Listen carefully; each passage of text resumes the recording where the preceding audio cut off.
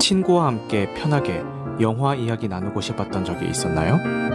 온라인에서 영화 이야기를 나누고 싶었는데 영화에 대해서 잘 알아야만 대화에 낄 수 있을 것 같아 망설여졌던 적은 없었나요? 그렇다면 오늘 밤 여기 잘 오셨습니다. 흐름드 살롱에서 매주 수요일 밤 11시에 펼쳐지는 보통 사람들의 영화수다 나이트 시네마입니다.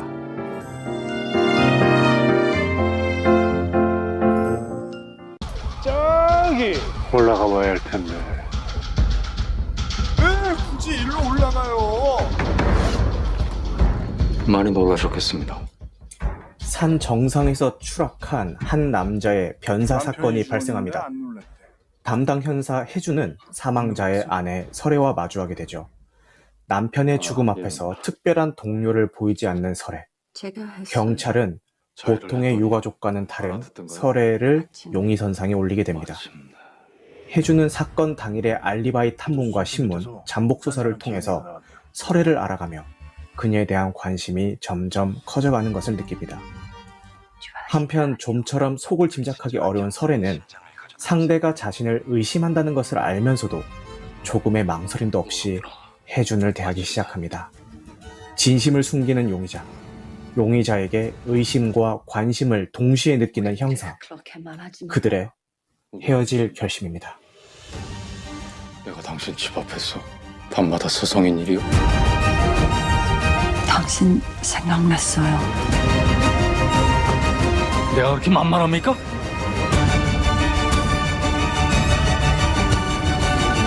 내가 그렇게 나쁩니까?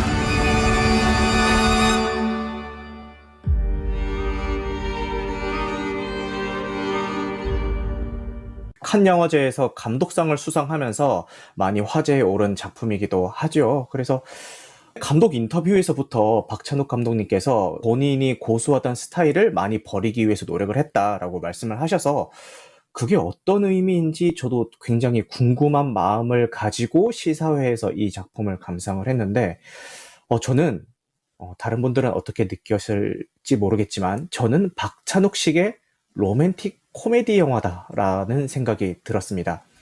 박찬욱 감독님 말씀대로 그 본인의 색깔을 최대한 빼고 만들었다는 것은 맞는 말이긴 한데 그럼에도 불구하고 박찬욱 감독님이 아니었다면은 이렇게 찍을 수 있었을까 싶을 정도로 미장센과 연출들이 굉장히 디테일했고요. 영화가 끝날 때까지 그런 것들 때문에 좀 집중하게 만들어 주었던 요소가 아니었나 싶습니다. 반면 한 장면에서 쏟아지는 정보들이 너무 많아가지고 볼 때 조금이라도 그 긴장을 늦추면은 좀 따라하기 힘든 작품이 아닌가라는 생각도 좀 들어서 만약에 1회차를 하고 이 영화가 좋았다면은 장면들에 대해서 생각을 충분히 한 뒤에 2회차를 하면은 더 좋은 작품이 아닌가라는 생각도 듭니다. 그리고 대사가 잘 안 들린다라는 얘기가 있어요. 특히 그 탕웨이 배우가 어설픈 한국말을 할 때 제대로 잘 못 알아듣겠다라는 얘기가 있는데 이거를 좀 단점과 문제점으로 지적하시는 분들이 많은 것 같아요. 근데 뭐 뒤에서도 더 자세하게 얘기하겠지만 저는 당연히 감독의 의도라고 생각이 듭니다. 그래서 저는 뭐 자막이 있었으면 좋겠다라는 생각을 보면서 하긴 했지만 그게 대사가 안 들려서라기보다는 좋게 보신 분들은 다 공감을 하시겠지만 대사에 사용된 단어 하나하나가 굉장히 중요하고 그리고 그 대사를 쓸 때도 굉장히 고심해서 썼다라는 흔적들이 보여요. 그래서 그런 것들을 좀 더 직관적으로 느끼고 싶다라는 마음에서 뭔가 자막이 있었으면 더 좋지 않았을까라는 생각도 하면서 봤습니다. 그만큼 단어 하나, 대사 하나에 굉장히 신경을 썼기 때문에 영화를 보고 나왔는데도 한편의 그 문학책을 읽은 듯한 그런 느낌도 받았었고요. 한 가지 영화와는 별개의 에피소드를 말씀드리자면은 제가 영화 상영 직전에 이게 제가 그 참여했던 시사회가 첫 시사회는 아니었어요. 그 전에도 시사회가 몇 번이 있었기 때문에 이거 대체 15세 관람가라고는 하는데 아무리 그래도 박찬욱인데 내가 어느 정도의 마음의 준비를 해야 될까 싶어서 구글에 이렇게 쳐봤어요. 그 헤어질 결심 후기 이런 걸 쳐봤는데 이게 그 본문에 나와 있는 게 아니라 그 글 제목이 헤어질 결심이 SM 영화라면서요? 약간 이런 글이 구글링이 된 거예요. 그래서 저는 그거를 딱 보자마자, 이거 제가 그 본문을 눌러보진 않았지만, 이거 SM 영화? 근데 이게 다른 감독이었으면 제가 의심을 안 했을 텐데, 이게 박찬욱 감독님이잖아요. 그래서, 역시 박찬욱 감독님이, 그 배운 변태인데, 이런 요소를 뺄 리가 없지, 섹슈얼 이미지를 뺄 리가 없지라고 생각하면서, 야, 이거는 SM 소재를 차용했구만, 이런 생각을 했어요. 게다가 포스터도 왜 탕웨이와 박해일이 그 차를 타고 가면서 서로 수갑을 차고 있잖아요. 그래서, 이거 SM 소품인가? 이런 생각도 들고, 그리고 영화 초반에 그 탕웨이가 그 남편한테 맞아가지고 온몸에 이렇게 멍이 든 장면이 나오잖아요. 거기서 이제 좀 안타까운 생각이 들어야 되는데, 저는 저거 SM 플레이 했고, 이 생각이 들면서, 점점 이 모든 상황들이 그 SM 플레이로 뭔가 맞춰져 가는 거예요. 그래서, 이게 뭔가, 전 남편의, 그러니까 죽은 남편의 취향이 SM인데 탕웨이는 SM이 아니라서 일방적인 그 구타를 당하다가 그걸 참지 못하고 뭔가 이 일을 벌인 건가? 막 이런 혼자만의 막 상상에 그 SM이라는 그 글 하나 때문에 혼자 이상한 상상을 막 했는데, 결국 뭐 그건 아니죠. 전혀 상관없죠. SM 요소랑은. 그렇습니다.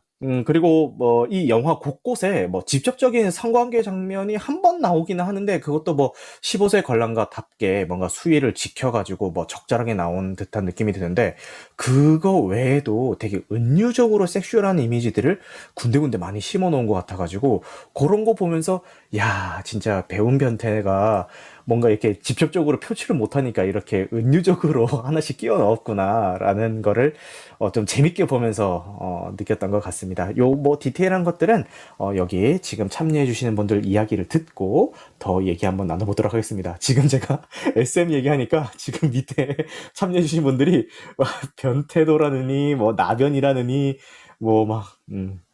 아우성이 자자하네요. 네, 알겠습니다. 그럴 수 있죠, 전들 의도한 게 아닙니다. 자, 게스트로 오신 분들 초대할 테니까요. 말씀 가능하신 분들은 올라오셔서 말씀 나눠주시면 좋을 것 같아요. 아리아 스타크 님도 하실 말씀이 많으실 것 같은데 올라오셔서 같이 얘기 나눠주시면 좋을 것 같고요. 먼저 뻐꾸기 님부터 전반적으로 이 영화를 어떻게 보셨는지 말씀 부탁드릴게요. 저는 해적 결심을 보고 나서 좀 눈물을 조금 흘렸고요. 이 영화를 보고 나서 참 얼마 만에 눈물을 흘린지 모를 만큼 마침내 눈물을 흘리게 되었고, 아까도 얘기하셨지만 이 탕웨이와 박해일의 캐스팅은 다분히 의도적이었다라고 생각이 많이 들었고, 그리고 탕웨이가 커뮤니케이션이 원활하지가 않잖아요. 그리고 조금 물론 그런 부분이 답답한 부분도 있었는데 저는 그 부분도 역시 다분히 의도적이었다. 그럼으로써 탕웨이가 정확한 한국 발음을 할 때마다 그 단어나 그 대사가 더 확 와닿고 확 이렇게 끌렸다는 느낌이 많이 들었고, 당연히 이제 박찬욱 감독 영화다 보니까 미장센이나 그런 부분도 훌륭했는데, 이 소리가 되게 좋았던 것 같아요. 음악도 사실 그렇게 많이 사용되지는 않았었는데, 이 파도 소리라든지 아니면 이 중간중간 나오는 그냥 생활음이라든지 그런 것으로 많은 걸 이야기하는 영화가 아닌가. 맞아요. 실제로 숨소리가 굉장히 중요한 숨소리가 청각이죠. 굉장히 많이 나왔었죠. 그리고 무엇보다 파도 소리가 저는 굉장히 좋았거든요. 맞아요. 중간중간 내내 거의 울려 퍼지는 파도 소리가. 그리고 이 박찬욱의 그런 변태적인 성향이 정말 많이 들어가 있는 영화가 아닌가. 그 전보다도 확실하게 어떤 그런 관음적인 장면이 되게 많거든요. 예를 들면 이제 대놓고 이제 그 박해일이 이 탕웨이 집을 잠복이 아니죠. 그 정도면 거의 관음이죠. 그거는 관음이요, 관음. 이라고 생각이 들고, 그리고 이게 처음에 사진을 찍잖아요. 박해일이 그 탕웨이 사진 찍는데 그거를 이제 걸어놓고 이제 보고 있잖아요. 어떤 그런 걸로써 그런 장면도 굉장히 저는 의미심장하고 굉장히 좋았었거든요. 이 감독도 나랑 비슷하구나 라는 생각이 들었었고, 그리고 이제 좋았던 부분은 이제 영화의 엔딩이었습니다. 사실 이 영화가 대체 어디로 갈까? 설마 어쨌든 불륜 극인데 설마 이 두 명이 잘 살았습니다로 끝나진 않을 것 같은데, 느낌이. 일단 박찬욱 영화기도 하고. 근데 뭔가 영화가 이제 그 탕웨이가 이제 유골을 뿌리러 가잖아요. 네. 그 산에. 근데 네. 그때 그 유골을 뿌리고 키스를 하는데 그때 이게 불륜인데 알아 불륜인 거 알고 하는데 너무 그냥 둘이 같이 살았으면 좋겠다. 둘이 그냥 행복하게 살았으면 좋겠다는 생각이 너무 많이 들었어요. 그때. 그리고 마지막 엔딩에 가서는 정말 이 박해일 씨가 완전 이제 감정을 폭발하는 감정이 나오는데 거기서 정말 많이 눈물이 났던 것 같습니다. 거의 소리 없는 아우성이었죠. 바로 앞에 자신이 원하는 걸 두고도 찾지 못하는 어떤 그런 게 참 많이 와닿더라고요. 사실 이게 물론 이제 좀 뻔한 얘기긴 한데 네. 이 사람이 있을 때는 잘 모르잖아요. 이 소중한 것을 잘 모르고 어떤 그런 걸 잘 모르는데 결국 자기가 찾으려고 하고 그리고 결국 깨닫잖아요. 박해일도 어느 순간 깨달았던 거겠죠. 진짜 사랑이라는 거구나 이게 혹은 진짜 내가 그 여자를 사랑하구나 혹은 그 여자를 날 정말로 사랑했구나라는 걸 어느 순간 깨달았겠죠. 박해일도. 그때 다시 찾으러 가면 이미 어떻게 그런 관계나 혹은 사랑이 끊어져 버리는 어떤 굉장히 어떻게 보면 100번 또 반복됐던 이야기지만 정말 감독의 역량이 이렇게 다르면 연출을 이렇게 이렇게 하면 이렇게 할 수도 정말 이렇게 다른 이야기가 될 수 있구나라는 걸 많이 느꼈고 그래서 그 장면이 그래서 더 많이 와닿았던 것 같아요. 보편적인 이야기이기도 하고 그리고 다들 누구나 한 번쯤은 그런 기억이 있었을 것 같기도 하고 참 여운이 많이 남더라고요, 영화가. 네, 알겠습니다. 감사합니다. 왠지 그거 같아요. 한참 얘기하다가 우리 자세한 얘기는 만나서 해. 약간 이런 느낌으로 우리 뻐꾸기님 자세한 얘기는 이따가 좀 더 나눠보도록 하고요. 그럼 이번에는 기왕 이렇게 된 거 역순으로 한번 가볼 거예요. 왜냐면은 제가 알기로 아리아 스타크님이 굉장히 일찍 주무시는 스타일이기 때문에 하실 말씀이 있으면 지금 하셔야 될 것 같다라는 느낌이 들기 때문에 양해 좀 부탁드리면서 아리아 스타크님 왠지 지금도 누워서 하고 계실 것 같아요. 제 느낌상. 어떻게 알았지? 그리고 왠지 본인 순서가 제일 늦게 오면 그냥 듣다가 그냥 말 안 해 하고 나갈 것 같아가지고 아리아 스타크님 날 너무 잘하는데? 네, 아리아 스타크님 말씀부터 한번 청해 들어볼게요. 네. 전 진짜 재밌게 봤고요. 네. 올해 처음으로 별 5개 준 영화였어요. 전 진짜 탕웨이를 진짜 좋아하거든요. 네. 그 새끼에서 봤을 때 뭔가 굉장히 요염하면서 또 순박한 얼굴을 동시에 갖고 있단 말이에요. 어린애 맞아요. 같은 표정을. 근데 그런 게 이 영화에서도 되게 잘 드러나서 탕웨이 아니었으면 굉장히 공감하기 어려웠을 영화였을 것 같아요. 동감합니다. 그렇죠. 탕웨이니까 박해일이 저렇게 어이없이 한 번에 빠져가지고 초밥을 사주고 그런 게 되게 이해가 가잖아요. 그리고 실제로 제가 톡방에서도 얘기했는데 각본 쓸 때부터 박해일과 탕웨이 배우를 생각하면서 썼기 때문에 사실 이 캐스팅이 안 되면은 그냥 무산될 각이어서 이 제일 먼저 했던 게 각본이 완성되기 전에 그 두 배우를 캐스팅을 했던 게 순서였어요. 근데 탕웨이 배우는 다행히도 한 번에 오케이를 했고 박해일 배우는 여러 번 거절을 했는데 박찬욱 감독이 계속 전화를 하니까 결국에 박해일 배우가 감독님 제가 감독님한테 뭐 잘못했나요? 이렇게 물으면서 결국은 승낙을 했다는 비하인드 인터뷰가 있더라고요. 네, 알겠습니다. 고사했다는 것도 신기하네요. 그러니까 이 좋은 배역을 아니 근데 탕웨이가 이 영화를 1, 2부로 볼 수 있잖아요. 맞아요. 2부의 첫 번째 살인 사건이 일어났을 때 탕웨이는 친절한 금자씨의 금자씨 같았단 말이에요. 네. 아시죠? 금자씨가 이렇게 병수발 들면서 할머니들을 천천히 죽이잖아요. 그런 얼굴이었던 것과 2부에서 이제 되게 판무파탈적인 되게 화려한 옷을 입고 어떤 사기를 같이 치는 것 같은 그런 역할을 하는 그런 양면적인 얼굴을 하는 그런 연기들이 되게 좋았고 그런 것들이 정말 영화를 지루하지 않게 이렇게 이끌어갔던 것 같아요. 그 안에서 또 많은 은유와 비유들이 있었고 그런 것들을 하나씩 저게 뭐를 의미하는 걸까 이렇게 생각하면서 보는 재미도 있었던 것 같고 맞아요. 네. 그래서 정말 N차 관람 많이 할 것 같아요. 한 번 봤던 사람들은. 맞습니다.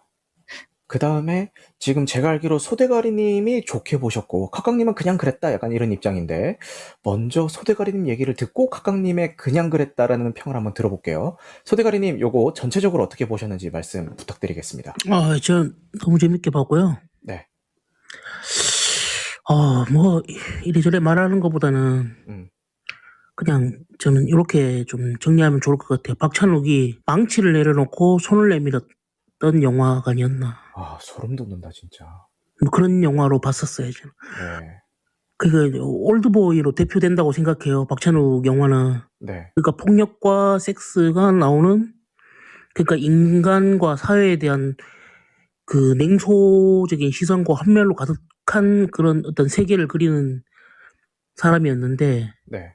어느 순간 사랑이라는 거에 좀 눈을 뜨게 되었고, 그거를 조심스럽게 시작해보는 영화가 아니었나.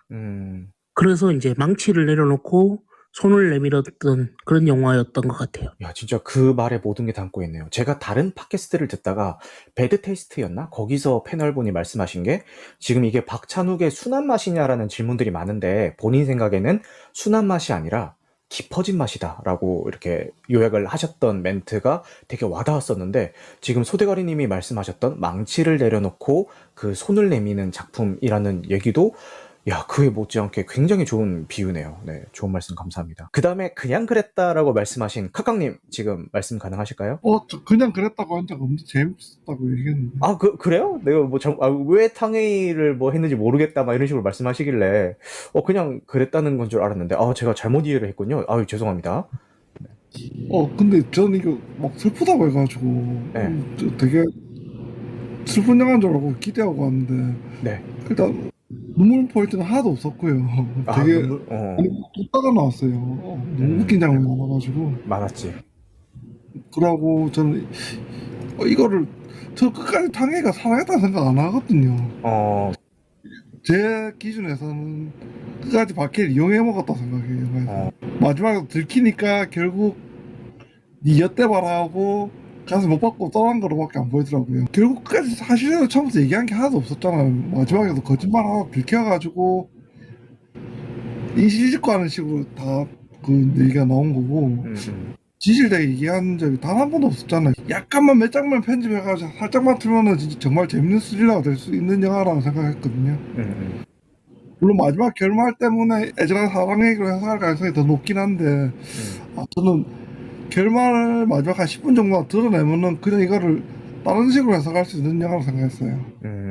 좋습니다. 뭐 여러 가지로 해석이 될 수 있죠. 장면마다 은유나 이런 것들이 많아가지고 그리고 많은 분들이 또 그거랑도 비교를 많이 하시더라고요. 원초적 본능. 원초적 본능과도 많이 비교를 하시던데 저는 원초적 본능을 아직 안 봐가지고 뭐 어떤 맥락인지는 잘 모르겠는데 혹시 보신 분 계시면은 거기에 또 동의를 하시나요? 저는 좀 결이 좀 다르다고 생각하는 게 물론 이제 이야기 자체는 좀 비슷할 수 있는데 원초적 본능 같은 경우는 그 누구냐 여자 배우 그 누구죠? 샤론 스톤이 뭐랄까 확실하게 의도가 있고 확실하게 의지가 있어요. 그 형사를 꼬시고 이용하려는 의지가 있고 그게 게다가 살인을 직접 한단 말이에요. 그리고 이 마이크 더글라스와 그 러브씬도 굉장히 좀 길게 나오거든요. 그래서 영화는 조금 다르다고 생각은 합니다. 그래요? 근데 원초적 본능과 좀 비슷한 점이 있다면 이 여자의 말이 사실일까 거짓일까? 맞아. 계속 추리하게 되는 의심하게 되는 그 지점 좀 비슷한 낌은 있는데요.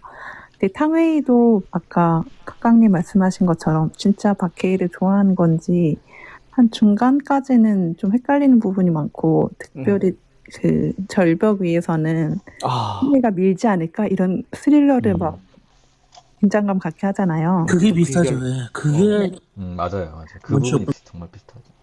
근데 그러네. 저는 이게 진짜 사랑이라고 느꼈던 장면은 사랑이네 이렇게 느꼈던 거는 그 수영장에서 남편 죽은 거 보고서는 물을 빼잖아요. 피 뺀다고? 피 냄새 뺀다고? 피 냄새 빼잖아요. 우리 형사님 이거 보고 토하시면 어쩌지 이러면서 죽은 시체를 낑낑거리면서 그것도 블랙 코미디지. 얌전히 앉혀놓잖아요. 그러니까 김신영이 쟤 왜 저러고 있냐고. 그러니까 난 그거 보고 이거 찐사랑이네. 저도 아리아 스타크님이랑 비슷하게 그 장면도 그렇고 전 마지막 장면에서 오히려 더 많이 느껴졌었어요.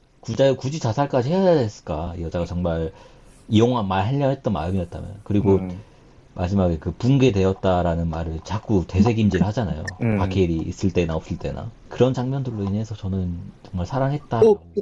수영이 물 빼는 건 박해일 속이려고 그랬던 거 아니에요?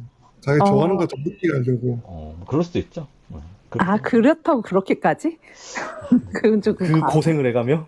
그 산까지 타는 사람 죽이려고 그 정도는 못하겠어요. 저는 충분히 가능성이 있다고 생각합니다. 아니, 그러니까 그 살인 현장을 훼손했다는데 더 우겨주시는 그렇죠. 거군요.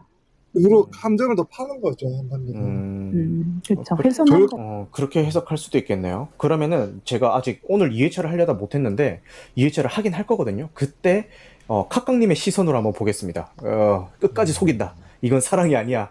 이 시선으로 한번 보도록 하겠습니다. 왜 그랬냐면은 탕웨이는 그 박해일이 조력자가 안 되면 절대로 무죄로 풀려날 수 없는 상황이었어요. 아, 그건 그렇죠. 그래서 박해일도 그런 게 의심스럽고 자도 잘 모르겠으니까 자꾸 안약을 넣잖아요, 눈에다가. 그러니까 뭔가 명확해 보이지 않는 거죠. 이게 흐릿해 보이고 안개 낀 맞아요. 것처럼. 맞아요. 왜 그 렌즈 끼시는 분들은 알 텐데 렌즈가 탁해지거나 이제 눈이 탁해지면은 앞이 진짜 뿌옇게 보이고 안개처럼 보이거든요.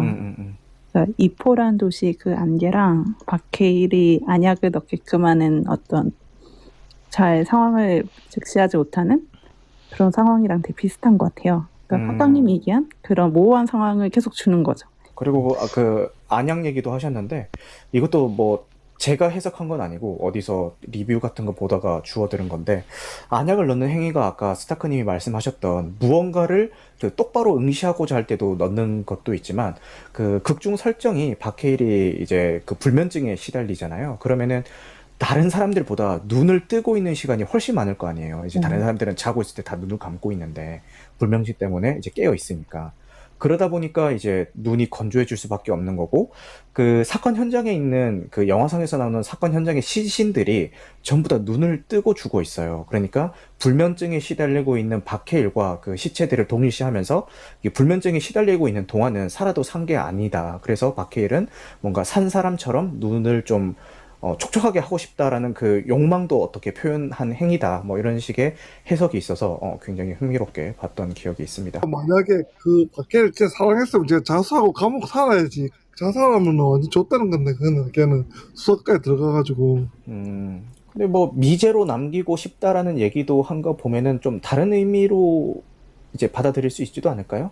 미제로 해야 당신이 영원히 날 기억하지 않을까. 그런 것도 있고 저는 사랑했기 때문에 자살했다고 생각을 하는 게 사랑이라는 게 순간적으로 변하면 굉장히 질투심으로 변하기도 하잖아요.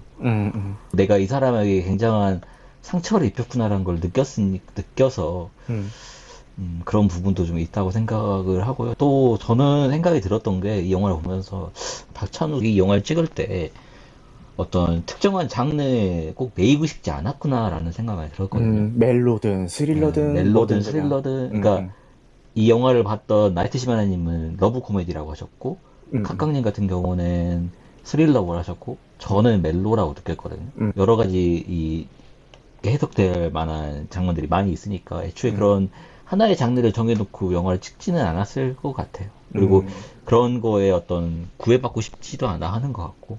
결국 붕괴를 고쳐준 것도 아니잖아요. 붕고쇼랑 이제 감옥 가서 사는 게 고쳐주는 거지. 그렇게 죽으면 완전 그다음에 남의 인생 폐인되는 건데 그냥. 네, 수대가리님 아까부터 계속 마이크를 껐다 켰다 하시는데 하실 말씀이 있으실까요?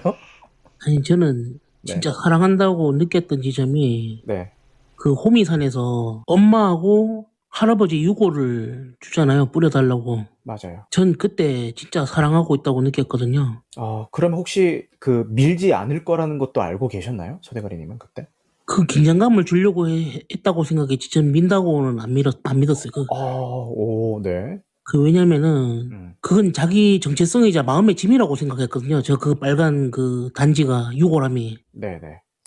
그걸 뿌려달라고 부탁하는 거는 내가 그만큼 내 전보를 당신한테 줄 수 있다라는 의미로도 다가왔고, 그 혜준이 그걸 뚜껑을 열어서 직접 뿌린다는 거는 제가 느끼기에는 당신의 마음의 짐을 덜어주고 싶다라는 걸로 느꼈어요.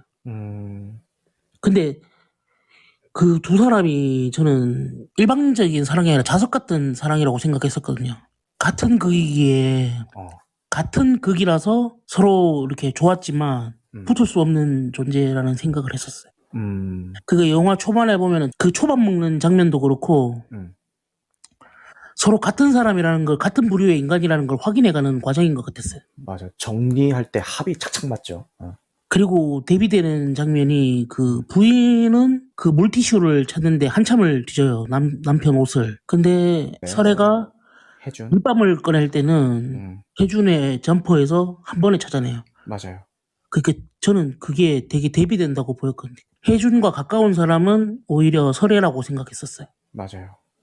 그 산에서 되게 이상한 장면이 그 헤드라이트 쓰던 장면 나오거든요. 네. 그 헤드라이트를 켜는 순간 혜준의 얼굴은 되게 밝아 보이는데 그 빛에 반사돼 갖고 설애의 얼굴은 안 보이거든요. 그러니까 두 사람은 서로 공존할 수 없는 존재라는 생각을 했었어요.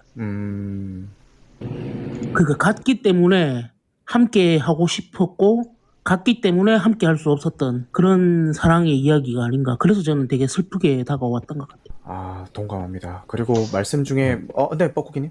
네, 아니요. 저는 이제 아까 소가님 얘기를 듣고 또 생각이 든 게 같은 극이라고 얘기를 하셨던 게 네. 박해일 입장에서 보면 그랬을 것 같아요. 감정은 끌려 이 여자한테. 그러니까 사랑을 느끼고 하는데 이성은 경찰이란 말이에요. 맞아요. 이 용의자잖아요. 과연 이 사람을 용의자로 생각을 해야 될지 혹은 사랑하는 사람으로 생각을 해야 될지 계속 스스로 싸우고 있다라고 생각이 들었어요. 근데 그리고 어느 순간 감성과 이성이 각각 한 번씩 나왔다고 생각이 들거든요. 그때 이제 이 여자를 당기기도 하고 이 여자를 밀기도 했던 것 같아요. 그리고 네. 그 아까 그 빨간 통에 대해서 얘기를 하셨는데 유골함. 그 빨간 유골함이 유골함 원래 약이 있었잖아요. 근데 그 약을 먹으면 죽는 약인 것 같죠. 한 4알 정도 먹으면 죽는다고 나오죠. 네. 나오는데 저는 이 탕웨이라는 인물 자체가 그리 순탄한 삶을 살아온 것 같지도 않고 삶에 대해 굉장히 지쳐있던 사람 같았어요. 맞아요. 그러니까 그 유골함의 그 약 4개를 품고 다닌다는 것은 언젠가 그냥 제 생각에는 이 유골함을 뿌리고 나는 그 산에 가서 그 유골함을 뿌리고 나는 죽겠다. 그래서 본인에게 그 쓸 유골함을 거였다. 네, 계속 그 유골함을 그래서 다 가지고 다닌다고 생각을 했거든요. 좋은 해석이네요. 네, 그런데 어느 순간부터 그 유골함에 약이 없잖아요. 저는 박해일 때문에 없었다라고 생각이 들거든요. 그 약은 할머니 죽인 거 아니에요? 맞아요. 철석이 엄마 네, 죽인 그렇죠, 거죠. 그러니까 자기한테 쓸 거였는데 자기한테 쓰지 않고 이제 남을 위해서 쓴 거였죠. 그 약을. 남에게 쓴 네, 거겠죠. 다른 의도로 썼다라고 해서 그러니까 삶의 목표가 없던 여자였던 거죠. 어떻게 보면 그냥 그런 어떤 그런 거시적인 목표만 가지고 삶에 굉장히 지쳐있던 한 여자가 한 남자를 만나면서 이 사람이 삶의 목표가 돼버린 거예요. 근데 그런 사람에게 내가 굉장히 큰 상처를 줬고 그리고 그 사람이 붕괴 돼버렸구나. 더 이상 나를 사랑하지 않게 돼버렸구나. 저는 그래서 다시 삶의 목표를 다시 잃었잖아요. 저는 그래서 자살을 했다고 생각이 들었거든요. 그리고 그래서 그 원전이 자꾸 나오는 게 아닌가라는 생각이 들었거든요. 사실 어떻게 보면 이 탕웨이가 외모적으로도 굉장히 이쁘고 아름답고 그리고 이 외관상 보면 굉장히 잘 사는 것처럼 보이잖아요. 네. 속으로 보면 전혀 그렇지 않잖아요. 계속 살해의 위협을 받는다든지 누구한테 맞는다든지 그런 일이 많다 보니까 그래서 원전은 안전한 것처럼 완전히 안전하다라고 아내가 얘기하지만 사실 절대 그럴 수 없잖아요. 원전이라는 것 자체가.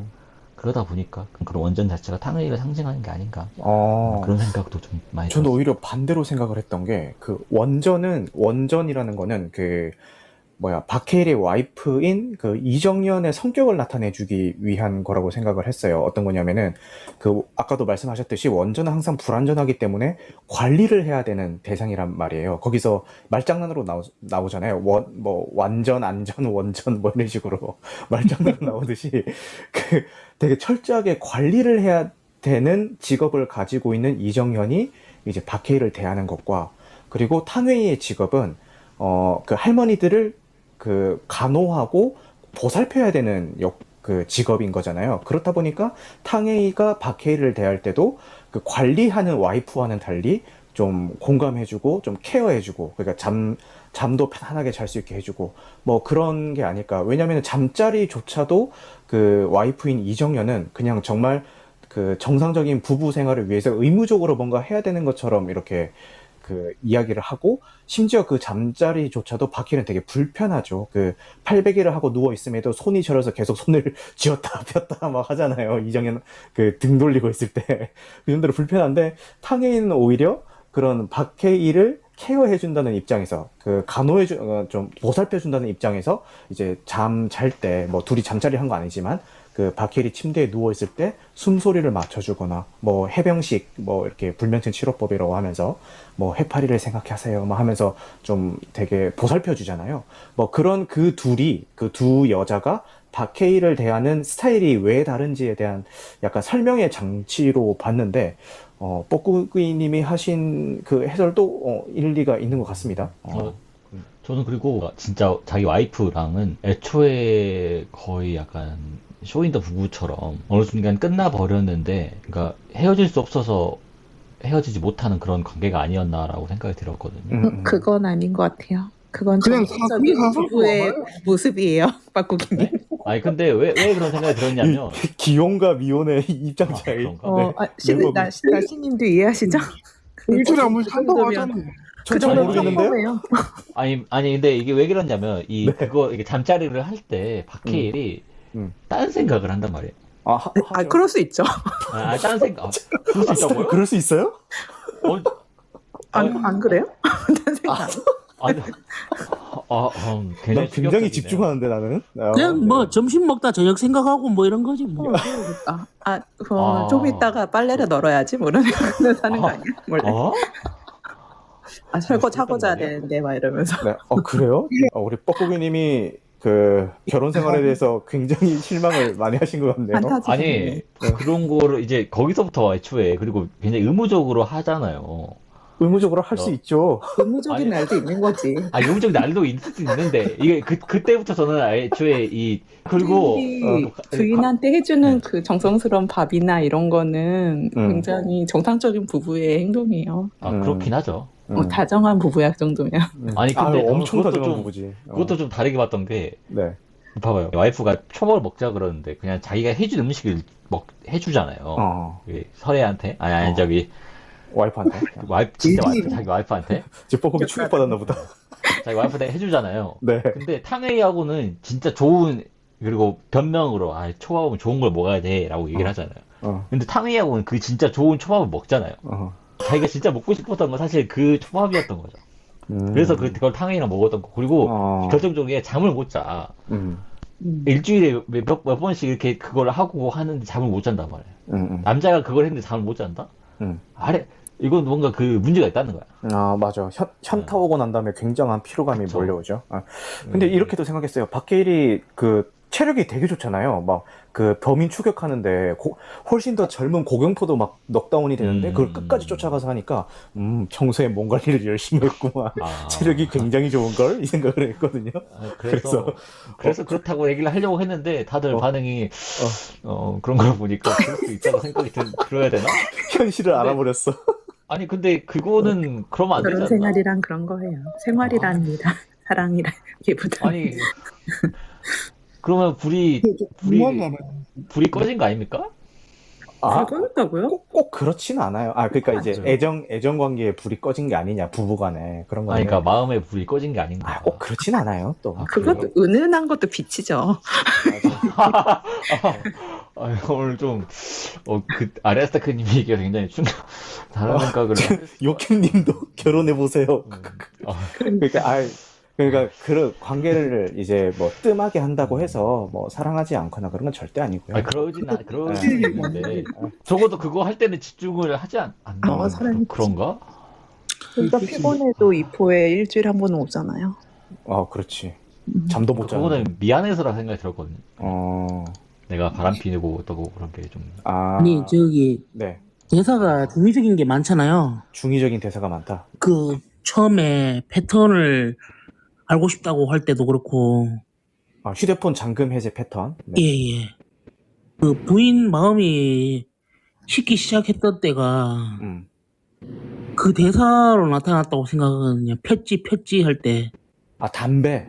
담배 폈지라고 대사 그 담배 폈지 하면서 이렇게 등을 한테 탁 때리잖아요. 근데 그때 마음을 느꼈던 것 같아요. 당신 나한테 마음 다른 여자랑 발음 폈지 이렇게 들리더라고요 저한테. 아, 오. 오. 저도 비슷한 게, 어. 폈지가 아니라, 너 했지로 들렸거든요? 말은 폈지인데, 이게 좀 더 고급스러운 표현으로, 했지인데, 이미 폈지로 이렇게 돌려서 얘기를 한 게 아니고, 받쳐놓기. 왜냐면, 15세니까. 아, 뽀국이 왜 이렇게 귀엽지? 좀 더- 네. 근데 원래 여자들이 더 네. 촉이 좋네요. 아, 그러니까. 좋아. 안 하던 행동을 하는 남편에게서 뭔가 이상한 걸 느꼈던 것 같아요. 맞아. 그래서 저는 폈지보다 했지가 아니라. 그 근데- 갑자기 적극적인 태도를 보이는 그 자체가 그런 거죠. 비긴 어게인에서 갑자기 딱이 날리잖아요. 아, 그런 느낌이었지 않았나. 아, 촉으로 알고, 이제. 그러니까 여성분들 예민하시잖아요. 그리고 아까 그 자꾸 이정현 얘기가 나오고 있는데, 이정현도 저는 바람을 폈다고 생각을 하거든요. 네, 바람. 그쵸. 자라를 주는, 그 딴 남자한테 주는 시점. 그리고 맨날 그 주말 부부의 이혼율이 어떻고, 섹스리스 부부의 이혼율이 어떻고 얘기하던 그 이주임이었나, 이름이? 어쨌든 걔가 당연히 저는 이제 대사로만 나올 때는 여자라고 생각했는데. 저도. 엄청 잘생긴 남자잖아요. 훤칠하게 생긴, 아, 게다가 자라까지 들고 있어, 몸이 그 사람이 좋다네. 그 사람이었어요? 네. 네. 아, 이 사람이 이주임이야? 라고 그러니까 소개하잖아. 그러니까 이건, 그 이정현도 바람을 피고 있었구나. 그쵸. 그래서 뭐, 도찐 개찐이구만. 그러니까 얘도 숨기고 있었는데, 박해일도 그니까. 뭔가 바람 핀 것 같으니까, 나도 이제 당당해. 너도 폈잖아. 하고, 그 아까 소대리님 말씀하신 폈어 해서 네. 눈치를 까고, 그다음부터, 네. 뭐, 나도 이제 당당해지겠어. 약간 이런. 너도 느낌? 폈고 나도 폈으니까 그냥 어. 없던 걸로 하자. 어. 뭐 이런 느낌? 그리고- 잘해주는 건 선 넘었지. 그니까. 그리고 저는 개인적으로 되게 더 많이 잘하고. 공감이 됐던 부분이 잠이었거든요. 그러니까 박해일이 잠을 못 자잖아요. 맞아요. 불면증 시달리는데, 이 탕웨이가 잠을 재워주잖아요. 그렇지. 아, 이거는 그냥 거부할 수가 없어. 근데 그때 저는 느꼈어요. 빠질 수밖에 없다. 이 여자한테. 빨릴 수밖에 없다. 네. 빠질 수밖에 없다. 네, 사랑에 빠진다. 아니, 뭘 무슨- 빨려. 뭘 죄송합니다. 빠질 수밖에 없다. 네. 그러니까 이 여자를 사랑하지 않을 수밖에 없다. 않을 수가 없다라는 생각이 들었어요. 왜냐면 이제 진짜 이 불면증 환자한테 박해일 같은 경우는 한 일주일 막 못 자고 그러잖아요. 근데 이 잠을 재워준다? 이 여자랑 했으면? 아, 이거는 진짜 그냥 하늘에서 내려온 천사같이 진짜로. 이게 안 사랑할 수가 없다니까. 그래서 저는 좀 더 이제 많이 공감이 됐었어요, 박해일이 근데 막. 그 재워주는 장면이 조금 비현실적이라고 느꼈던 게, 저였으면은 옆에서 막 그러고 있으면, 그냥 집어치우고 잠깐 누워봐. 이러면서, 옆에, 그렇게 하죠. 예, 그게 옆에서- 현실이죠. 아니, 탕웨이가 옆에 있는데 앉혀놓는다고? 그게 말이 돼? 오빠 믿지 바로 가는 거죠. 박해일은 이 탕웨이를 사랑할 수밖에 없지 않았어. 그치. 지금 박해일의 입장을 얘기하고 있는 거네요. 사랑했을 수밖에 없었다. 맞아요. 그리고 솔직히 또 탕웨이가 이 박해일을 사랑했는지 안 했는지는 좀 관객의 해석에 맡긴 느낌이 좀 있죠? 관객의 네. 해석은 저는 네. 박해일이 네. 해파리 같은 사람 아니었나라는. 그러니까 저 그거 되게 궁금했어요. 해파리가 대체 무슨 의미입니까? 박해일을 해파리로 표현하고 싶었던 게 아니라, 음. 저는 설애가 물 같은 존재라는 얘기를 좀 부각시켜주고 싶었던 거 아닐까라는 생각. 맞아요. 네. 그러니까 박해일이 해파리가 되면 물 속에서는 숨을 쉴 수 있잖아요. 그러니까 그 사람을 생각하면은 해파리는 물 속에 있을 때 진짜 잠이 들 수 있고, 그 안에는 육지 같은 여자인 거죠. 그러니까 메마르고 이렇게 뭔가, 그러니까 거기서 숨을 쉴 수가 없는 사람 아니었을까라는. 그렇죠. 탕웨이 대사로도 나오죠. 지혜로운 자는 물을 좋아하고 어진 자는 산을 좋아하는데, 나는 어진 자가 아니니까 산을 좋아하지 않습니다. 라고 얘기하면서 본인이 약간 물에 더 가깝다라는 은유를 하기도 하고, 이 둘이 언젠가 좀 물에서 뭔가 만나겠구나라는 암시를 주기도 하죠. 네. 그랬었어요. 그래서 물에 가까운 존재란 걸 부각시키는, 그러니까 물속에서 숨을 쉴 수 있게 하는 존재. 그런 역할로 박해일을 택한 거 아닐까나. 맞아요. 그렇게 이야기가 될 수도 있겠네요. 탕웨이 입장도 좀 이해가 됐던 게, 그걸 너무 아는 거예요. 그 사람이 이 지점 너무 힘들 걸 아니까 대신 아파해 주거나 아니면 그 상황을 벗어나게 도와주려는 그런 마음들이 있었을 것 같아요. 그럴 수 있겠다. 그리고 그런 사람이 더 아픈 것 같아요. 그렇지. 너무 나 같으면 되게 속상하잖아요. 그 사람의 심정을 알 것 같으니까, 나라도 내 생각과 비슷하다는 걸 아니까 더 가슴이 그쵸. 아프겠죠. 그래서 더 싸울 수도 있고 더 아프기도 하고. 그렇지. 그런 것 같아요. 지금까지 캐릭터에 대한 이야기를 쭉 나눠봤는데, 이제 뭐 연출 얘기를 한번 꺼내보자면은, 여러분들은 좀 인상 깊게 봤던 연출이 있었나요? 저 같은 경우는 아까 그 얘기했었던 망원경으로 관음증 환자처럼 이렇게 들여다보다가 그 옆으로 쓱 가잖아요. 카메라 시점이. 너무 좋지. 박해일이 집 안으로 들어가서 탕웨이를 따라가면서 서로 이제 대화하는 듯한 그 연출이 나왔을 때, 야, 그 연출이 왠지 그런 것 같았어요. 그 약간 관음처럼 연출이 돼버리면은 관객들 몰입에 방해가 될 수도 있으니까 그 연출을 그런 식으로 함으로써 좀 그 거부감을 좀 줄여주는 그런 의도처럼 보였고, 그리고 그 초반에 운전할 때 그 둘이 똑같이 깜빡이를 넣고 그 깜빡이 그 템포에 맞춰서 같이 핸들을 돌리는 장면이 나오다가 그 2부 마지막에 가서는 서로 반대로 또 깜빡이 넣고 반대로 핸들 돌리고 이 장면 나오잖아요. 그 장면도 좀 서로의 같은 방향을 향해서 달려가고 있는지 아니면 마음이 다른 쪽으로 갈렸는지에 대한 거를 그런 깜빡이와 그 차의 회전 그걸로 묘사한 것 같아서 되게 좋았던 연출로 기억이 남고요. 그리고 마지막으로 좀 인상 깊었던 거는 좀 카메라 시점이 되게 특이했던 건데, 저는 이 영화, 뭐 다른 영화에서 이 연출을 썼는지 모르겠지만 저는 이 작품에서 처음 봤는데, 그 시신의 눈으로 바라보는 그 카메라 시점이 나온단 말이에요. 처음에 그 탕웨이의 처음에 죽었던 그 전 남편의 눈 위로 개미가 이렇게 기어간다든지, 2부에서 나왔던 수산시장에서 생선 눈을 이렇게 막 눌러보잖아요. 근데 그 시점도 생선의 눈을 통해서 바라보고 있는 시점으로 나온단 말이에요. 그래서 그런 좀 특이했던 그 카메라 시점이 되게 기억에 남습니다. 많았죠. 그런 장면들이. 많았어. 예를 들면 절에서 이제 부처님 그 불상 시점 샷도 있고, 아, 맞아. 예. 그리고 핸드폰 시점, 아, 맞아. 그리고 시계 시점. 그러니까 그 사물하고 죽은 거에서 나오는 시점으로 그들을 관찰하는 것 같은. 취조실 CCTV도 그럴 수 있고, 그죠? 그쵸.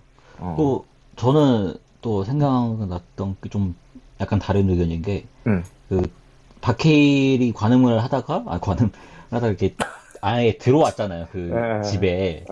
저는 그거는 완전 얘가 완전 들어갔구나. 그러니까 역시 박찬욱이다. 역시 변태다를 생각든 게, 그거는 무슨 장면이냐면 약간 느낌이 그 관음을 하다가 거의 이 박해일이 상상으로 그 뭐랄까 자위를 하는 거야 거의. 그리고 또 되게 특이했다고 생각이 드는 건, 처음에 이제 취조실에 있다가 이제 상해이가 취조실에 처음 불려갔다가 화장실에 가는 장면이었는데, 화장실의 각도가 되게 특이하게 찍었어요. 화장실을 본 각도가 이렇게 약간 비스듬히 찍었거든요. 그리고 화장실 뭔가 그 내부도 뭔가 비스듬하게 찍었단 말이에요. 이게 비스듬한 구조란 말이에요. 그런 구조도 되게 저는 굉장히 뭔가 처음 보는 듯한 느낌이 들었었고 인상 깊었던 장면이었고, 그리고 무엇보다도 이제 마지막에 이제 헬리캠 같은 걸로 찍잖아요.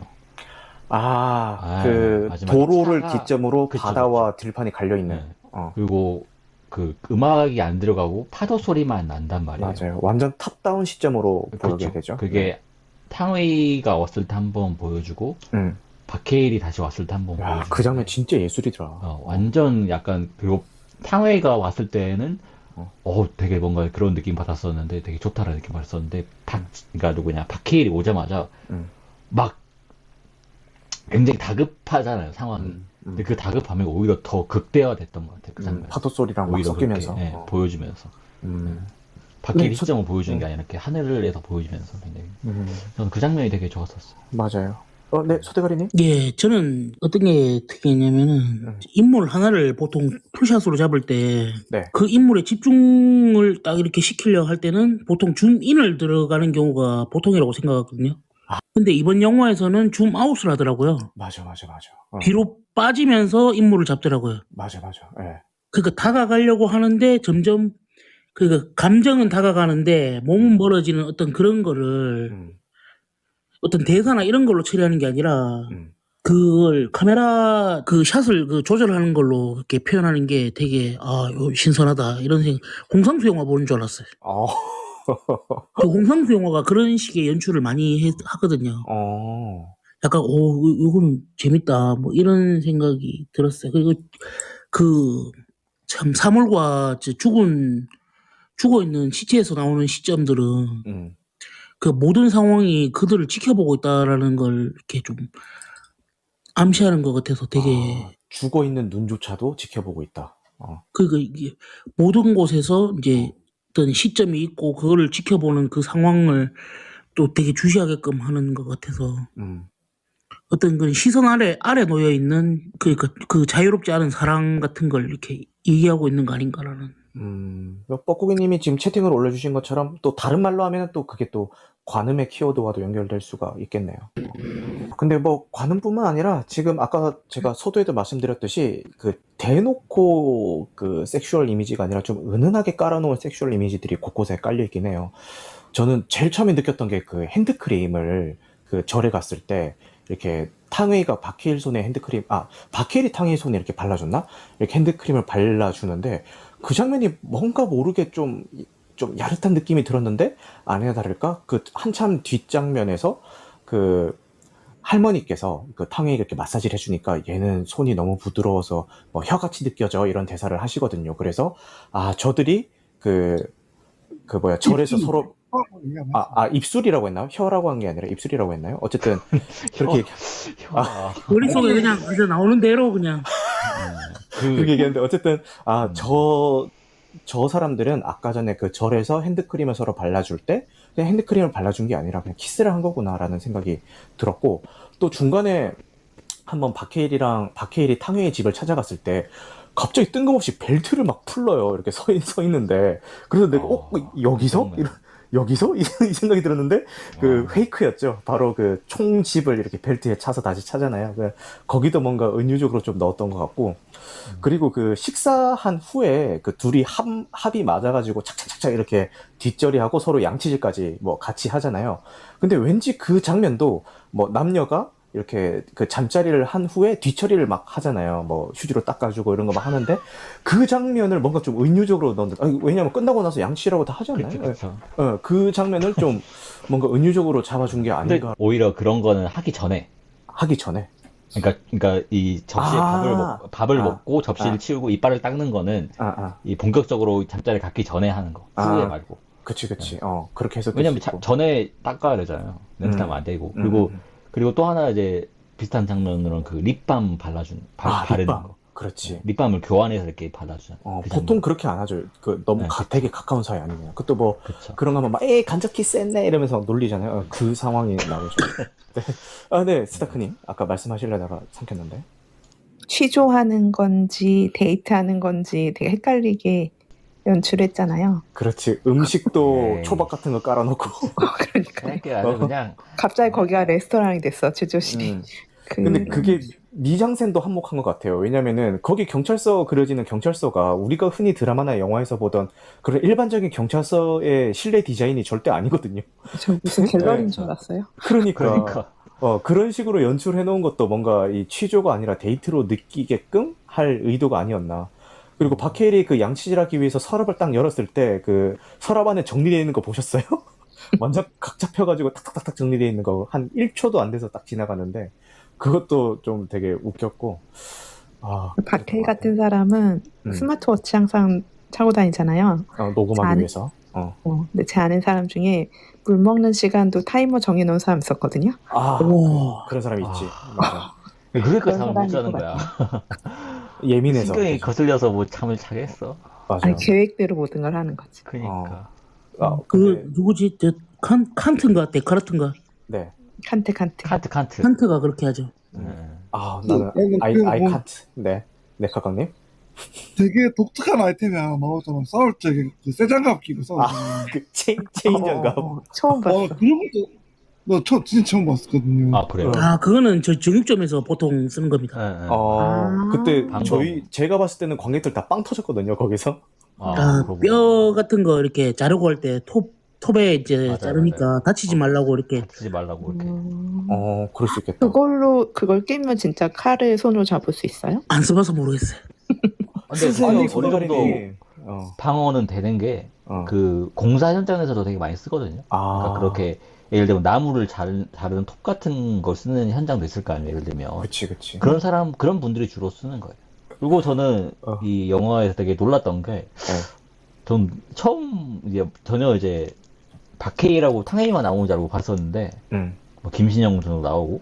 그렇지. 박정민. 갑자기 박정민도 박정민이 나오고. 나오는 거예요. 맞아. 처음 봤어. 그러니까 뭐 아예 모르고 봤어. 박정민이 나오는지도 모르고 근데 봤는데. 그건 모르고 봐야 될 것 응, 같아. 그 장면은. 뭔가 목소리가 너무 많이 들어봤는데 처음엔 잘 몰랐어요. 근데 목소리가 우리- 너무 익숙한 거야. 근데 우리 고요? 톡방에 이미 나왔지. 박정민이네? 그래서 와. 박정민이랑 그 누구죠? 그 두 번째 남편 탕웨이의 박용우. 박용우. 요 두 명은 모르고 봐야 될 것 같아요. 캐스팅을. 그러니까. 마케팅도 근데 그 김신영 배우는 그 마케팅을 많이 해서 뭐 상관없는데 이 나머지 두 명은 모르고 봐야 돼. 그러니까 모르긴 보는 게 나을 것 같아. 나을 것 같아. 제가 박용우 혹시 좋아하거든요. 연기 너무 잘해요. 저도 되게 좋아요. 학문을 좋아하는 애널리스트가 아니라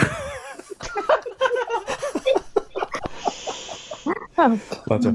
그것도 얘기하고 싶었는데 여러분은 김신영의 그 성별을 뭘로 봤어요? 그러니까 저는 감독이 물론 의도적으로 이렇게 모호하게 만들어놨다는 건 알겠는데 그리고 각자 이제 해석을 했을 거잖아요. 저는 남자가 아닐까라고 생각을 하면서 봤거든요. 다른 분들은 그래요? 어떻게 보셨어요? 근데 저는 딱히 박신영 괜찮은. 남자라는 생각은 안 들었는데. 맞아. 나도 남자라는 느낌을 안 들었어요. 왜냐면은 남자라는 제가 느낌이- 남자라고 느꼈던 이유는 거기서 좀 은근히 따돌림 당하는 듯한 느낌이 들잖아요. 담배 피우러 나왔을 때도 김신영이 불 붙여주려고 하면 아무도 그걸 안 받고 약간 그 여자라서 왕따 당한 것 같아요.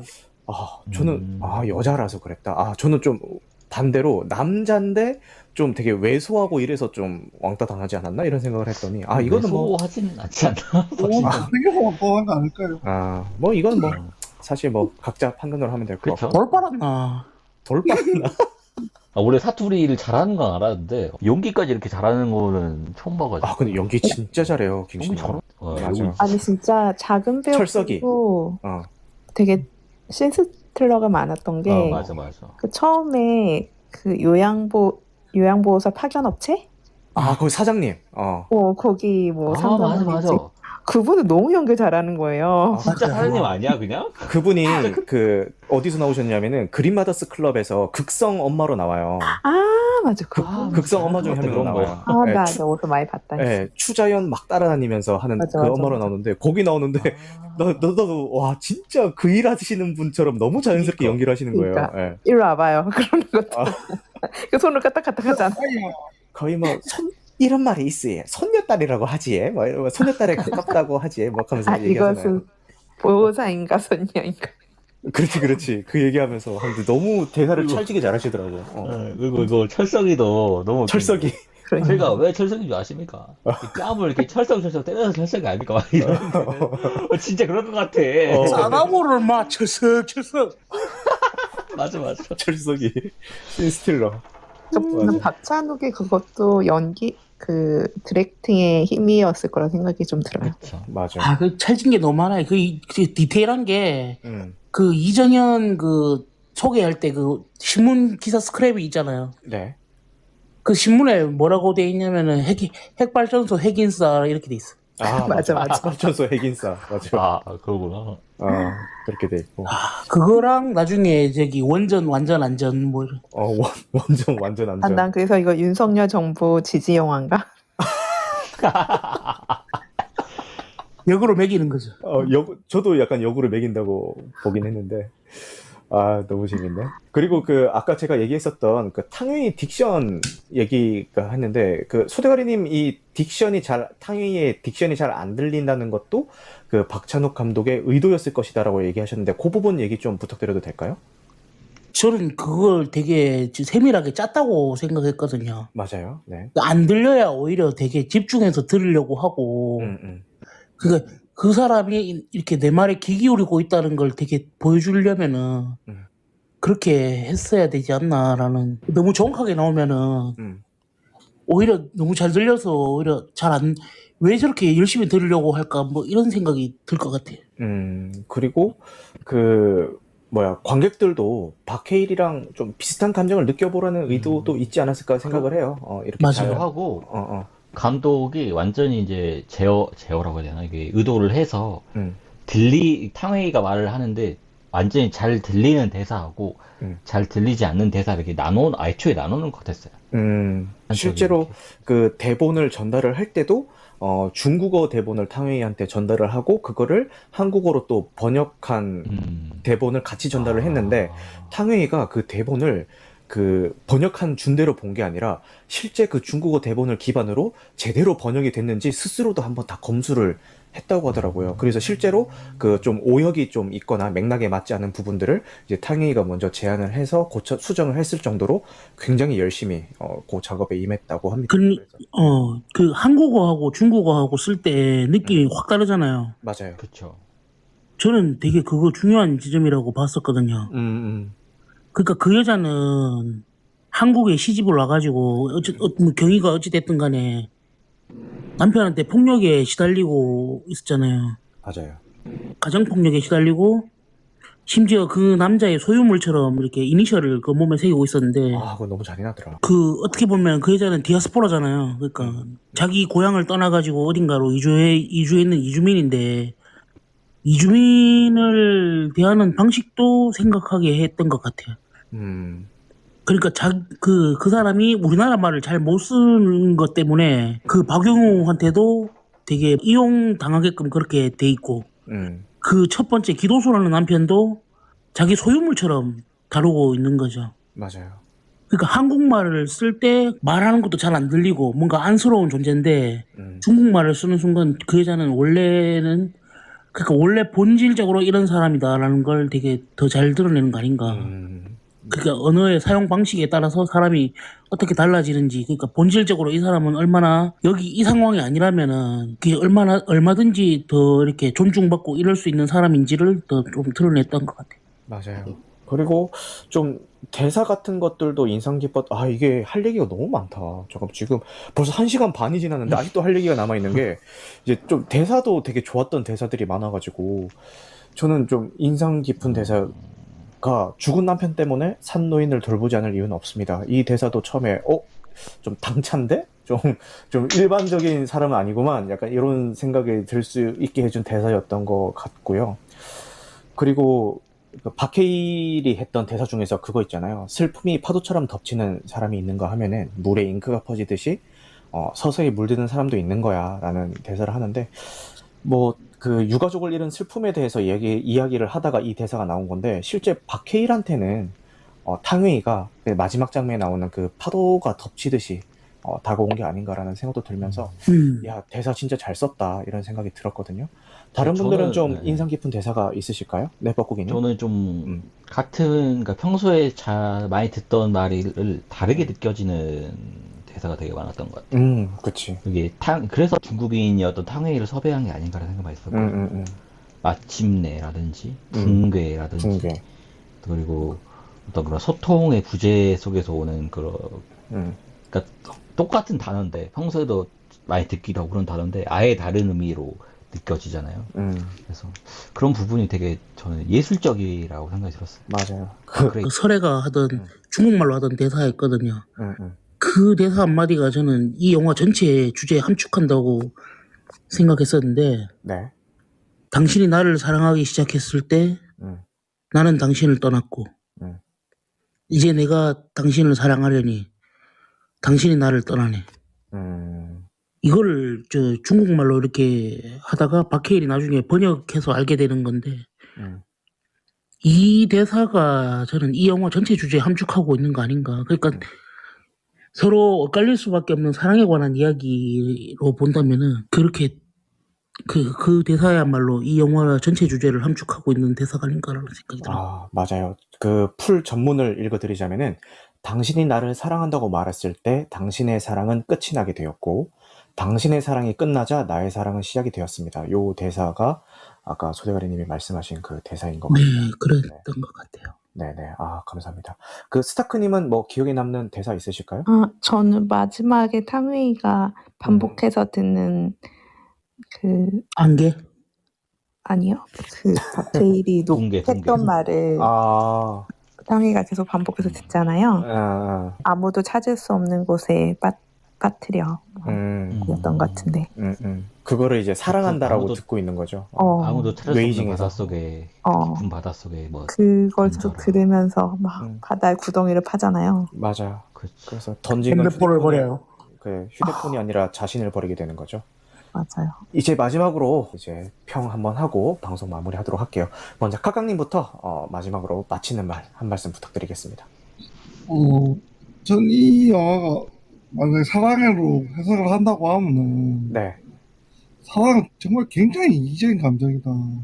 음. 상대방의 감정보다는 내 감정이 더 중요하고 결국 이 영화에서 탕웨이가 그 자살로 끝을 냈든 어쨌든 간에 마키아는 독이 되는 결론이잖아요. 자기 그것 때문에. 네. 그럼 인생 조지고 끝내는 거잖아요, 그냥. 그런 걸 봤을 때는 이게 사랑이라는 감정에 대한 본질에 대해서 굉장히 잘 파고들었던 생각이 들고요. 결국 남녀 간의 사랑의 본질은 제가 생각했을 때 정신적인 거는 정말 힘들지 않나. 이 결론 본질 파고 들어가 보면 정말 육체적인 그 성욕에 기반을 두고 있다는 생각이 들었어요. 네. 불륜 영화인데도 불구하고 더럽지 않아서 너무 좋았어요, 영화가. 그런 느낌이 하고 있어요. 메디슨 카운티의 다리 이후로. 그러니까 이게 뭐 그렇다고 되게 또 아름다운 사랑 얘기가 아니라고 볼 수 있는데도 그런 느낌 안 주는 게 되게 힘든데 되게 괜찮았어요. 그러니까. 마치는 말이라고 하긴 좀 그렇고 네. 저만 이렇게 느낀 건지 모르겠는데 다른 데도 찾아보고 했는데 안 나오더라고 이 이야기가. 네. 전 개인적으로 아까 톡방에서도 얘기했었는데 기염도가 느껴졌었어요. 네. 그러니까 그 첫 번째 남편 이름도 기도수고 네. 뭔가 비슷한 느낌이 있었고 그 영화 속에서 계속 그러던 그 안개라는 노래 그 기영도 시집 보면은 첫 시가 안개라는 시거든요. 그 도시의 되게 음울함 같은 걸 되게 담고 있는 시예요. 그러니까 뭐 이렇게 강변에 안개가 몰려오고 그 속에서 뭐 자기 정체성도 모른 채 노동 현장으로 이렇게 몸을 실어 나르는 어떤 사람들의 모습을 되게 씁쓸하게 그리고 있는데 네. 넓은 의미에서 보자면 약간 그런 이미지 이포라는 도시도 약간 그 속에서 이제 사랑하는 남녀에 관한 이야기니까 조금 와닿는 부분이 있을 수도 있고 마지막에 그 설애가 죽잖아요. 바다 구덩이를 파고 그 속에 들어가서 그때 그 카메라가 주변 풍광을 이렇게 잡잖아요. 네. 기암괴석 같은 바위도 있고 파도 밀려오는 파도도 있고 해안선도 있는데 저는 그게 산수화 같더라고요. 옛날 조선시대 그림 같은. 네. 그러니까 그 뭐가 생각나냐면은 전우치 그 속에 보면은 전우치 영화에 보면 그림 속으로 들어가잖아요. 네, 네. 그 그림 안으로 사라져 들어가는 것 같은 느낌을 받았거든요. 그 탕웨이가 아니 그 설애가 사라지는 거는 그거까지 더해서 기영도 시 중에 빈집이라고 있는데 네. 그 마지막에 문장이 어떻게 되냐면 가엾은 내 사람 빈집에 갇혔네라고. 그러니까 그 빈집에는 자기는 들어갈 수가 없고 그 여자만 거기 덩그러니 남아서 나는 볼 수 없는 어떤 그런 상황 같은 거 그런 게 느껴지더라고요. 그래서 이건 기영도의 이미지를 그 가져왔던 것 같아요. 그걸 표현하기 위해서. 제가 느끼기엔 그냥 제 개인적인 감상입니다. 이거는 뭐 억지라고 하면은 뭐 아니에요. 되게 흥미진진했습니다. 예, 뭐 억지라고 하면은 억지라고 할 수 있는데 찾아봐도 없더라고요. 그런 얘기 하는 사람이. 그래서 나 혼자 착각하나 이 생각을 했었어요. 아니요. 지금 그레이스 조님도 빈집 맞아요. 소름이라고 하시네요. 좀 그런 느낌? 그래서 이름도 그래서 기도수라고 기음도 비슷하게 하려고 했나? 그 저 안개 같은 저 나를 옥죄는 남자 그리고 거기서 벗어나려다 결국에는 빈집으로 들어가는 여자의 이야기. 저는 이거 다르게 보면은 메타 박찬욱 영화도 될 수 있다고 생각하거든요. 네. 이거는 저는 박해일 그 배우가 하고 있는 게 박찬욱에 대한 메타포가 있지 않나라는 생각이 들었거든요. 메타 박찬욱. 네. 그러니까 그 부인이 얘기하잖아요. 당신은 살인과 폭력이 없으면 안 되잖아. 기뻐하지 않잖아라고. 그 초반 시퀀스에도 보면은 살인 사건이 너무 없다. 여름이라서 그런가 이런 얘기를 하잖아요. 날씨가 좋아서 그런가? 날씨가 좋아서 그런가. 그러니까 그게 저는 지금까지 박찬욱이 만들어 왔던 영화에 관한 이야기도 될 수 있다고 생각하거든요. 폭력과 뭐 어떤 범죄에 관한 그 속죄와 혹은 또 섹스씬 뭐 이런 걸로 점철되어 있는 장르적인 문법이 강한 영화들을 만들어 왔었는데 그걸 깨나가는 거잖아요. 어떻게 보면은. 네. 그런 당시는 그러니까 살인과 폭력이 아니면은 자기 존재를 증명할 수 없었던 형사가 사랑이란 걸 만나면서 점점 자기가 어떤 붕괴되기도 하고 다시 복구되는 과정을 겪는다고 생각하면은 이거는 박찬욱의 메타 박찬욱이 아닌가. 박해일의 역할이. 그렇게도 볼 수 있지 않을까. 페르소나까지는 아니더라도 박해일하고 처음 한 거니까 박찬욱은 이번에. 그렇다고 생각을 하면은 이 헤어질 결심이라는 제목도 굉장히 의미심장하게 들어가거든요. 기존에 해왔던 것들과 헤어질 결심. 소대원님 너무 좋은 말씀 감사합니다. 네, 그 다음에 우리 스타크님 마지막으로 하시고 싶은 말씀 있으면은 자유롭게 하실 시간 드리겠습니다. 저는 오랜만에 스크린에서 보는 이런 로맨스 영화라는데 너무 좋았고요. 네. 굉장히 절절한 사랑 이야기라고 생각을 해서 이렇게 본격적으로 사랑을 주제로 한 영화를 되게 오랜만에 만나서 좋았고 되게 그것도 박찬욱식이다라는 생각이 진짜 들었어요. 어떤 장면마다 이 사람 정말 일반적이고 평범한 거 못 참는 사람이라는 생각이 들었거든요. 감독이. 모든 시선을 낯설게 만들려고 되게 노력하고 연출에도 그런 흔적들이 많이 보여서 그런 것들이 다 좋았고 그리고 되게 모험에 대한 영화인 것 같아요. 그러니까 탕웨이의 그런 양면성이나 어떤 바다인지 산일지 모르는 그런 장면들이나 바다인데도 산수화처럼 보인다고 하셨던 것처럼 그런 모든 풍경들을 이렇게 뒤섞고 그 바다도 동해와 서해를 합쳐서 찍은 거라고 누가 하셨던 것 같아요. 그거를 이렇게 오버랩해서 화면을 만든 거라고 들었는데 그런 식으로 모든 것에 어떤 모호함과 안개 속에 있지만 그 안에 있는 어떤 절절함들을 잘 끄집어낸 것 같아서 네, 되게 좋았던 영화라고 생각합니다. 네, 그 모호함을 증폭시켜주는 그 영화 속 장치가 안개죠, 그죠? 그렇죠. 상대방의 모호한 마음을 이제 안개로 많이 표현이 된 것 같아서 그 부분도 좀 인상 깊었습니다. 감사합니다.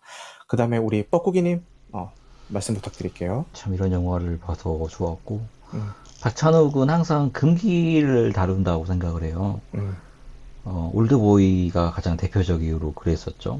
그때 개봉했을 당시에도 그랬었고 아가씨도 금기에 관한 작품이라고 할 수 있지만 조금 더 부드러워지기 시작했고 이 작품에 와서 야 마침내 진짜 좀 더 보편적이어졌고 훨씬 더 관객 친화적으로 영화가 많이 바뀌었다라고 생각을 해요. 그러면서도 영화의 완성도나 그런 점은 전혀 이렇게 예술성이나 그런 별을 깎지 않는 그런 느낌이어서 굉장히 저는 만족했고 굉장히 좋았었고 이 영화를 보고 나서 생각났던 노래가 하나가 있는데 너무 아픈 사랑은 사랑이 아니었음이라는 영화의 노래가 갑자기 떠올랐는데 사랑이라는 게 정말 이기적일 수밖에 없다라고 생각했었거든요. 박해일과 탕웨이가 했던 서로의 사랑했던 건 맞지만 정말 너무 아프게 하잖아요. 상해는 끝까지 가버렸죠. 사랑이란 게 결국엔 이 아픔을 동반할 수밖에 없고 어떻게 보면 수백 번, 수만 번 반복됐던 이야기 같죠. 이야기인데 이 연출과 편집과 이런 아름다운 미장센들로 완전히 다른 느낌을 줘서 정말 감성 변태라는 말이 참 많이 와닿았었고 앞으로도 이런 영화를 많이 찍어줬으면 좋겠고 그리고 너무 이제 감정적으로 건드리는 부분이 많아서 저는 너무 좋았습니다. 마지막에 울기도 했고 정말. 말씀 감사합니다. 지금 관객 수를 보니까 손익분기점이 110만이라고 하는데 지금 이걸 넘기냐 마냐 뭐 그러고 있는 걸로 알고 있어요. 그래서 실제로 오늘도 제가 2회차 관람에 실패했던 이유도 저희 동네에 헤어질 결심을 하루에 2번 상영을 하는 거예요. 이러니까 시간이 도저히 안 맞아서 못 보겠더라고요. 지금 빨리 오늘 봤던 토르 같은 그런 작품 상영과 많이 양보하고 그 자리에 헤어질 결심과 탑건이 좀 채워줬으면 하는 그런 생각이 있습니다. 팬심과 너무나도 이렇게 좋은 작품은 좀 손익분기를 넘겨줘야 다음에도 이런 도전을 하고 좋은 작품이 나오는데 좀 감독님들이 좀 용기를 얻지 않을까라는 생각에서 손익분기는 꼭 넘겼으면 하는 개인적인 바람이 있습니다. 아니 근데 산해경에 관한 얘기를 못한 것 같아서 그 탕웨이가 가지고 오는 중국 고서 말씀하시는 거죠? 네. 네. 그거랑 저는 마지막 장면하고 탕해가 그 묻히는 장면하고 되게 붙는다고 봤거든요. 그 산해경이라는 그 고서가 그게 한 사람이 쓴 게 아니라 여러 사람이 이제 시간을 거치면서 이렇게 어디 지역에 가면 어떤 동물이 있고 뭐 산과 바다가 있는 어떤 그런 지리에 관한 이야기인데 그걸로 쭉 읽으면서 이렇게 해오잖아요. 그 마지막에 구덩이 파가지고 그 모래 언덕이 쌓이잖아요. 네. 저는 그게 산처럼 보이더라고요. 설해가 견뎌온 시간이라는 거는 산이 바다에 의해서 무너지는 시간을 그 여자는 견뎌왔구나 이런 생각이 들더라고요. 그게 영화 속에서 그 마지막에 파도가 밀려들고 산이 무너지고 그 시간을 견뎌온 산해경과 같은 그런 삶을 견뎌낸 여자의 이야기로 느꼈었어요. 네, 그 얘기를 하고 싶었었어요. 말로 5번이 나오길래 네. 사악장이 나오더라고요. 평소에 자주 듣던 곡이거든요. 그게 되게 선율이 되게 아름답기도 한데 그게 장면하고 되게 대비돼서 보이더라고요. 그 기도수가 그거를 들을 때는 그 방문 닫고 커튼 치고 혼자서 듣는단 말이에요. 네. 근데 말러는 그 곡을 쓸 때 결혼을 하면서 한참 사랑에 빠져 있는 상태에서 그걸 썼거든요. 그 아내한테 바치던 곡이었어요. 근데 그 곡을 들으면서 마누라를 패는 거죠. 그렇지. 그러니까 그 아름다운 선율하고 그 사람의 행동하고 되게 대비돼서 비춰지는 거였죠. 말러의 그 교향곡 5번과 그 남자의 그 기도수라는 남자의 행동과 그래서 그 아내는 그 남자를 죽일 결심을 하게 되고 마침내. 네, 마침내. 그런 상징성이 있더라고. 그래서 이야 말로 5번은 신박한데 뭐 이 생각이. 근데 나는 더 신박한 거는 그 배경을 다 알고 있는 소대가인도 너무 신박합니다. 어떻게 아는 거지? 그러니까 그거 어떻게 하는 거야? 아내만큼 보인다고. 아니 그러니까 보고 나서 이 음악을 왜 썼을까 하고 찾아봐서 알 수는 있는데 그걸 보면서 실시간으로 그 생각을 하는 거는 진짜 이거 대단하신데? 너무너무 좋은 말씀 감사합니다. 그 얘기를 다 듣고 다 하고 나니까 진짜 영화를 진짜 떠보고 싶네요. 그쵸. 난 오히려 난 오늘 2회차 실패한 게 잘 된 것 같아요. 오늘 이걸 다 듣고 한 번 더 보는 게 더 좋을 수 있을 것 같아요. 원래 오늘 한 번 더 보려고 했었는데 집에서 보고 싶다는 생각이 들더라고요. 집에서 보면 이렇게 내가 정지해놓고 다시 돌아갈 수 있고 그러잖아요. 그치. 네, 그런 거 그렇게 한번 보고 싶다는 생각이 들더라고요. 근데 오늘 얘기를 듣다 보니까 진짜 더 그러고 싶네요. 빨리. 그리고 뭐랄까 OTT에서 놓고 보기보다는 네이버 시리즈용 같은 걸로 구매를 해서 파일을 다운받아 놓고 보고 싶다라는 생각도 좀 들고 맞아. 그런 생각이 드네요. 아쉬운 건 이제 대사가 찰진데 따라할 게 없어. 그 할머니 대사 그런 거 괜찮은데. 오빠 여기 할머니가 어딨어. 맞아. 치매에 걸리셔가지고 돌 빨았나. 그것도. 못 빨았나.